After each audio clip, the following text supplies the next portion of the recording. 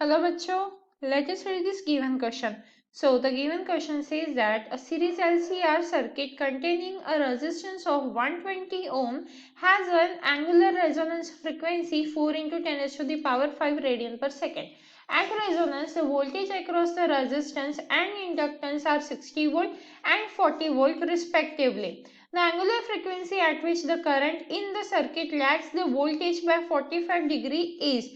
देखिए बच्चों यहाँ पे हमें LCR सर्किट गिवन है। LCR सर्किट के लिए हमारे पास रेजिस्टेंस की वैल्यू है 120 ओम। ओके, देन इसके बाद उन्होंने क्या कहा है, angular resonance frequency 4 into 10 raise to the power 5 है, तो that means omega is equal to 4 into 10 raise to the power 5 radian per second है। ठीक है, अब आगे वो बोल रहे हैं at resonance voltage across resistance and inductance are 60 volt and 40 volt respectively. So voltage across resistance that means we are, वो क्या है हमारे पास 60 वोल्ट है, एंड वही voltage across inductance that means V L, वो कितना है हमारे पास 40 वोल्ट है। The angular frequency at which the current in the circuit lags the voltage by 45 degree is. तो अब हमें ऐसी एंगुलर फ्रीक्वेंसी फाइंड आउट करनी है जिसके लिए सर्किट में जो करंट है वो पीछे रह जाएगा वोल्टेज से बाय 45 डिग्री। तो अब सबसे पहले देखिए सॉल्यूशन को स्टार्ट कर लेते हैं। तो क्या हो जाएगा, रेजोनेंस में क्या होता है, x इज इक्वल टू 0 हो जाएगा। So at resonance x is equal to 0। अब x इज इक्वल टू 0 यहाँ पे हम क्या लिख सकते हैं, I is equal to 60 by 120, right. तो यहाँ से हमारे पास करंट कितना आ गया, 0.5 एम्पियर का आ गया। अब क्योंकि हमारे पास VL की वैल्यू है तो VL इज इक्वल टू क्या हो जाएगा, I into XL। XL is nothing but kind of resistance only, inductive reactance. तो यहाँ पे XL की वैल्यू क्या होती है, ओमेगा L होती है, तो इसीलिए हमारा VL is equal to I omega L आ गया। तो यहाँ से हम L की वैल्यू फाइंड आउट कर सकते हैं VL बाई I ओमेगा से, क्योंकि हमारे पास I की वैल्यू भी है और ओमेगा की वैल्यू भी है।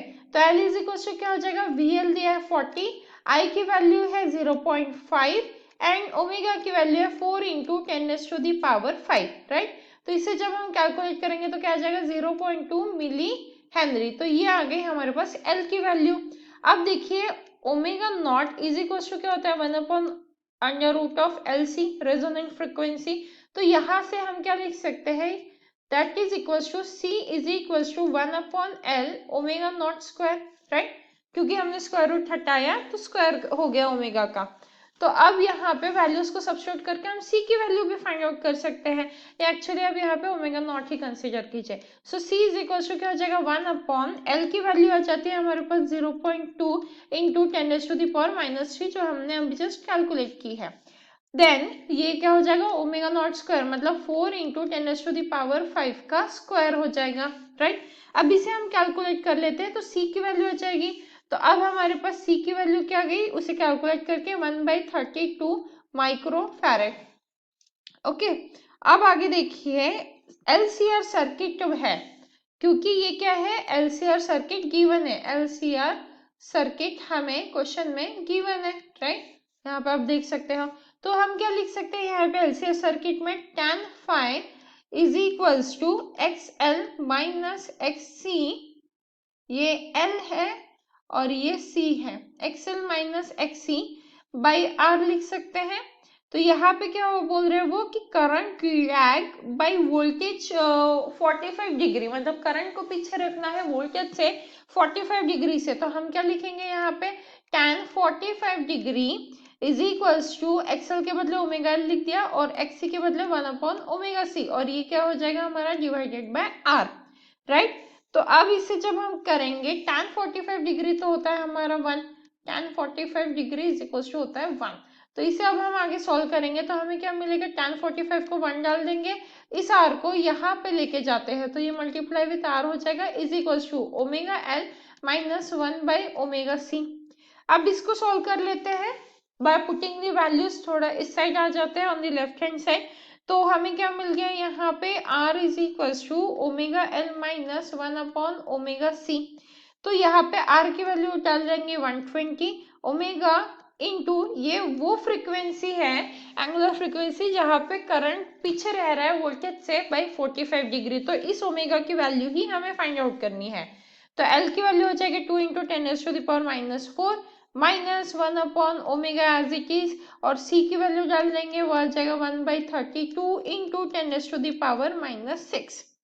तो अब इसे हम थोड़ा सॉल्व कर लेते हैं। तो omega square minus 6 into 10⁵ omega minus 16 into 10⁻10 is equal to 0 मिल जाएगा। इसे सॉल्व करेंगे अब आगे हम।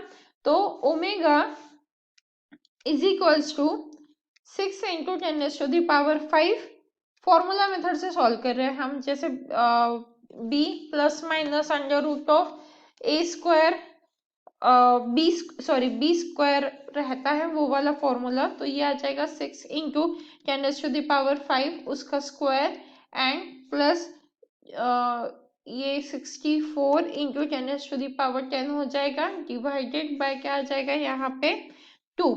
तो इसे हम सॉल्व कर लेंगे। Omega is equal to 6 into 10⁵ plus 10 into 10⁵ and divided by क्या हो जाएगा 2। इसे जब हम फाइनल आंसर फाइंड आउट करेंगे तो 8 इंटू 10⁵ रेडियन पर सेकेंड हमें मिल जाएगा। तो इफ अब हम ऑप्शन चेक करते हैं तो जो हमारा ऑप्शन बी है वो परफेक्टली मैच कर रहा है। So the final answer for this question is option B, and I hope you understood it well. All the best.